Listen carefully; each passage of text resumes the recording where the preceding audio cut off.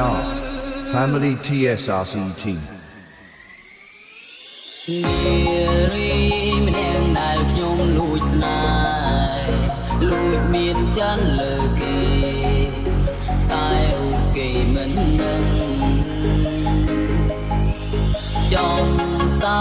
រភាពតែខ្លាចគេខឹងខ្លាចគេចិនរឹងមិនព្រមតបស្នេហា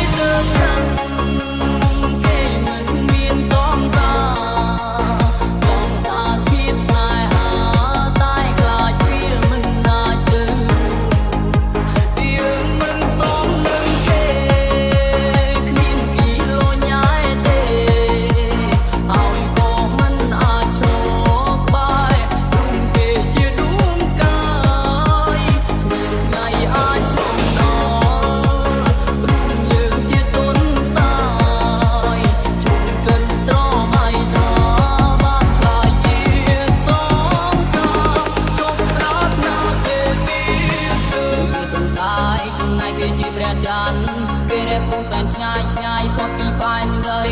កុំតោងស្រវាប្រយ័ត្នធ្លាក់ដល់ដីកុំជន់ពោះពេកព្រោះវាគ្មាននិស្ស័យ